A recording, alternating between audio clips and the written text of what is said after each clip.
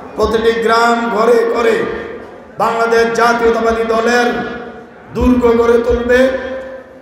শহীদ জিয়ার দুর্গ গড়ে তুলবেন, খালেদা জিয়ার দুর্গ গড়ে তুলবেন, তারেক রহমানের দুর্গ গড়ে তুলবেন।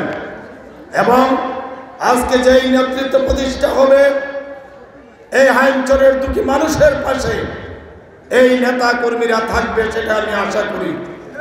প্রিয় ভাইয়ের আমার, আপনারা জানেন দীর্ঘ 16 বছর বিগত ফ্যাসিস্ট ভোটারবিহীন নির্বাচনের শেখ হাসিনা বাংলাদেশকে ধ্বংস করে দিয়েছে। সেই অংশ হিসাবে হাইমচরেরও বিভিন্ন এলাকা ধ্বংস করে দিয়েছে। আমরা শুনেছি এখানে আপনাদের পাশেই সারা বাংলাদেশে যেই বদনামটা হয়েছিল চাঁদপুরের, যে বালু খেকো, একটা নাম কি সেলিম নাকি চেয়ারম্যান, ওই বালু খেকো ছিল এখানের এই পাশে। সেই বালু খেকোর যাতে আবার জন্ম না হয়, আজকের এই নেতৃত্ব সেটা খেয়াল রাখতে হবে। মানুষ যাতে বাংলাদেশ জাতীয়তাবাদী দলের কোনো বদনাম করতে না পারে, কোনো মানুষের যাতে কষ্ট না হয়, সাধারণ মানুষের, সেটা আজকের এই নেতৃত্ব প্রতিটা নেতা কর্মী তাদের দিকে খেয়াল রাখতে হবে। কারণ আমরা বাংলাদেশ জাতীয়তাবাদী দল মানুষের রাজনীতি করে, সাধারণ মানুষের রাজনীতি করে, এই এলাকার উন্নয়নের রাজনীতি করে, এই এলাকার মানুষের পাশে থাকবে, সেটাই স্বাভাবিক। বিগত দিনে আপনারা দেখেছেন আমাদের প্রিয় নেত্রী বেগম খালেদা জিয়া দেশ পরিচালনা করেছেন, বাংলাদেশকে স্বনির্ভর দেশ হিসেবে গড়ে তুলেছিলেন, খাদ্য স্বয়ংসম্পূর্ণ করেছিলেন, শিক্ষা ক্ষেত্রে ব্যাপক উন্নয়ন করেছিলেন, স্বাস্থ্য ক্ষেত্রে ব্যাপক উন্নয়ন করেছিলেন বিএনপি সরকারের আমলে। তাই মানুষ উন্নয়ন চায়। তাই আজকে সময় এসেছে আবারও বাংলাদেশের মানুষের জাতীয়তাবাদী দলকে আগামী দিনে একটি নিরপেক্ষ নির্বাচনের মাধ্যমে ক্ষমতায় নিয়ে আসার সেই সুযোগ এসেছে। প্রিয় ভাইয়ের আমার, আজকে যেমনিভাবে 16 বছর দলের গণতন্ত্রকে ধ্বংস করে দিয়েছে, ব্যবসা বাণিজ্যকে ধ্বংস করেছে, মানুষের লুটপাট, রাহাজানি, টেন্ডারবাজি সারা বাংলাদেশে প্রতিষ্ঠা হয়েছে। বাংলাদেশ থেকে হাজার হাজার কোটি কোটি টাকা বিদেশে পাচার করেছে সেই হাসিনা সরকারের দোসররা।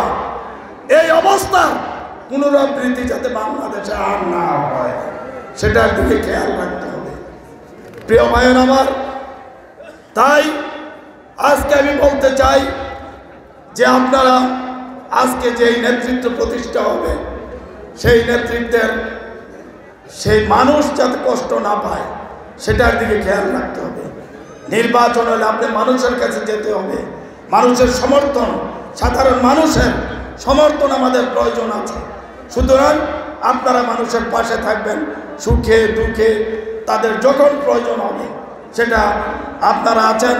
আপনারা না পারলে আমাদের জেলা বিএনপি নেতৃবৃন্দ আছে, বিশেষ করে মানিক সাহেব, উনি অত্যন্ত বিচক্ষণ, ওনার সহযোগিতা নিয়ে এলাকার উন্নয়ন মানুষের পাশে থেকে আপনারা কাজ করবেন, সেই আশা আমি করছি। প্রিয়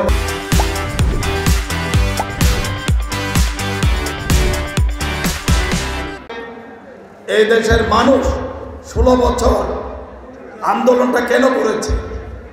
এই 16 বছরে হাজার হাজার নেতাকর্মী মামলা মোকদ্দমা কেন খেয়েছে?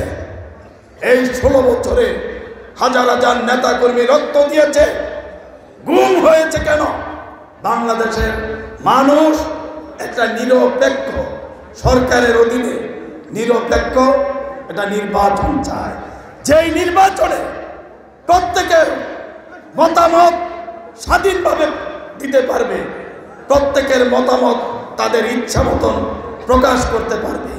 সেটার জন্যই আমাদের দীর্ঘ 16 বছর আন্দোলন। কিন্তু আজকে ষড়যন্ত্র চলছে, ষড়যন্ত্র চলছে কিভাবে আজকের এই সফলতাকে নস্যাৎ করা যায়। একটা কুচক্রী মহল একটি লোভী অংশ আজকে সেটা থেকে বিচ্যুত হওয়ার চেষ্টা করছে।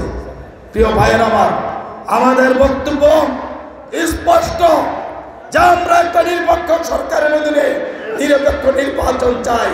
কোন তাল বাহানা বাংলাদেশের মাটিতে চলবে না, কোন তাল বাহানা চলবে না। সাময়িক করতে পারবেন কিন্তু লাভ হবে না, নির্বাচন দিতে হবে এবং সেই নির্বাচনে আপনাদের রায় নিয়ে বাংলাদেশ জাতীয়তাবাদী দল ইনশাল্লাহ ক্ষমতায় আসবে, সেটা আমরা আশা করি। প্রিয় ভাইয়ের আমার, আমি আর বক্তব্য দীর্ঘায়িত করি না, নামাজের সময় সমাগত এবং আমাদেরও আরো কর্মসূচি আছে।